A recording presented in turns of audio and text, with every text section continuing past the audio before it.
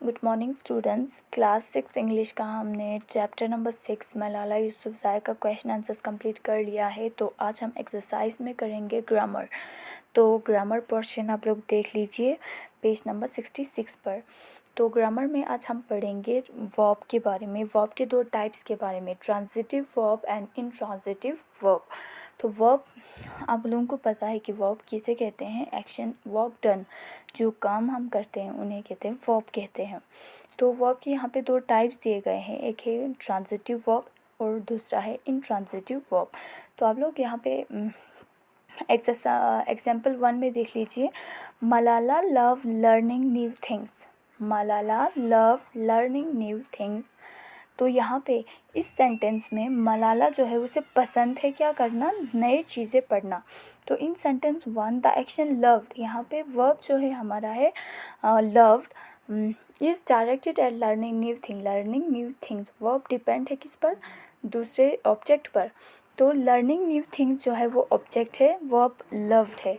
Okay तो इस sentence को कंप्लीट करने के लिए जब तक हम ऑब्जेक्ट न लिखें तब तक ये सेंटेंस कंप्लीट नहीं होगा। तो इस पैटर्न में जो है ट्रांजिटिव पार्ट में जो क्या होते हैं, सब्जेक्ट होते हैं, वर्ब होते हैं और ऑब्जेक्ट होते हैं। यहाँ पे सब्जेक्ट हुआ हमारा मलाला, लव्ड हुआ हमारा verb and learning new things हुआ हमारा ऑब्जेक्ट। अगर जिस सेंटेंस में सब्जेक्ट प्लस वर्ब हो और ऑब्जेक्ट भी हो तो उसे कहते हैं ट्रांजिटिव वर्ब। समझ में आया? ट्रांजिटिव वर्ब किसे कहते हैं, जिस सेंटेंस में सब्जेक्ट हो, वर्ब हो और प्लस ऑब्जेक्ट भी हो तो उसे कहते हैं हम ट्रांजिटिव वर्ब कहते हैं।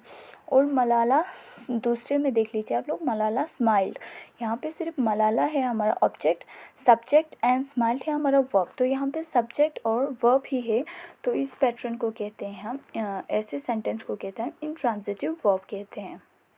समझ में आया आप लोगों को कि ट्रांजिटिव वर्ब किसे कहते हैं? सिर्फ आप लोग इतना याद रख लीजिए कि ट्रांजिटिव में जो है वहाँ पे सब्जेक्ट होते हैं प्लस वर्ब होते हैं और ऑब्जेक्ट भी होते हैं। सब्जेक्ट वर्ब ऑब्जेक्ट जिस सेंटेंस में हो तो उसे कहते हैं हम ट्रांजिटिव, और जिसमें सिर्फ सब्जेक्ट और वर्ब हो उसे कहते हैं हम इंट्रांजिटिव वर्ब कहते हैं। ओके तो आप लोग एक पार्ट देख लीजिए, underline the verb in this sentence, verb in this sentence and से वेदर दे आर ट्रांजिटिव और इंट्रांजिटिव। हमें यहाँ पे वर्ब पे डिपेंड है कि हमें वर्ब पे अंडरलाइन करना है और हमें बताना है कि ये ट्रांजिटिव है कि इंट्रांजिटिव है। Okay the little girl laughed merrily.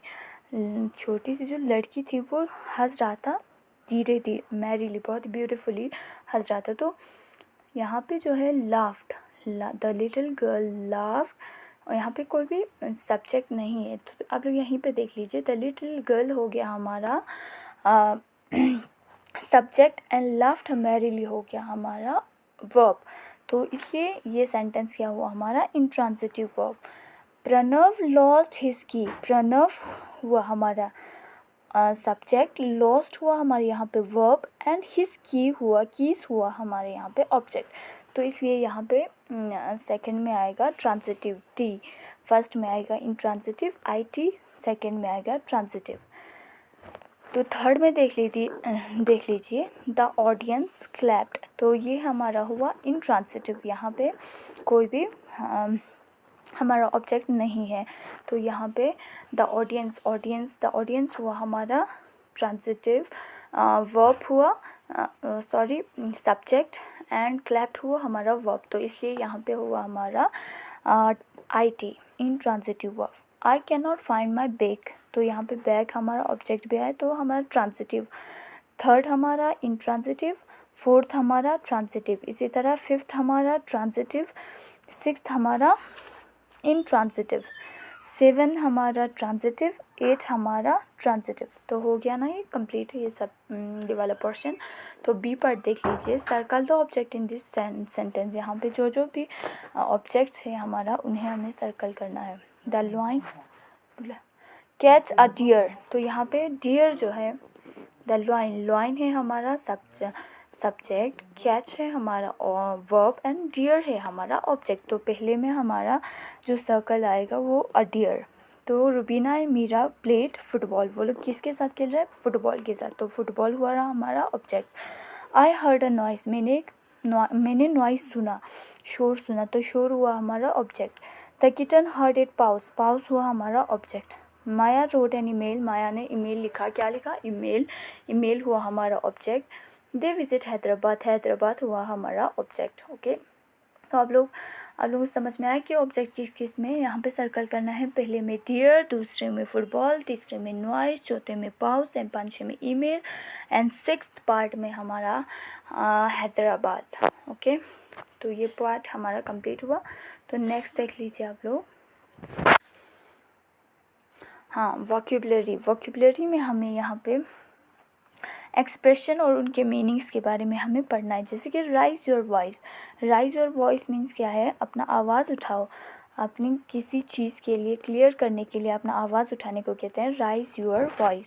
Okay, second में देख लो आप लोग, stand up for, stand up for means किसी चीज़ के लिए खड़ा रहना। अगर कोई हमें क्रिटिसाइज अटैक कर रहे हो तो उसके लिए हम खड़ा रहना, उसे कहते हैं stand up for. Equal right, बराबर हक, सब हर किसी के लिए सेम राइट और सेम अपॉर्चुनिटी हो तो उसे कहते हैं equal right. All four corner of the world means many different part of the world, world की अलग अलग पार्ट्स के जो लोग होते हैं उनसे कहते हैं all four corner of the world. तो मेक प्राउड, मेक प्राउड में किसी को फ़ख्र फील करना, प्राउड फील करवाना।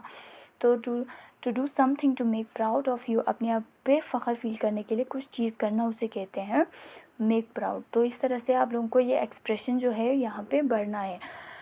तो ए पार्ट में आप लोग देख लीजिए, people from all four corner of the world attend the conference on global warming. तो पहले में आएगा all four corner of the world, world के हर 4 कॉर्नर से, डिफरेंट कॉर्नर से लोग जो है वो अटेंड कर रहे हैं कॉन्फ्रेंस ग्लोबल वार्मिंग पर। Okay, the lawyer spoke to us about how important it is that everyone has equal right. Lawyer ने हमें बताया कि कितना इम्पॉर्टेंट है कि इक्वल, हर किसी के लिए बराबर के हक के बारे में, इक्वल राइट के बारे में जो है लॉयर ने हमें बताया। तो यहाँ पे आएगा सेकंड में इक्वल राइट।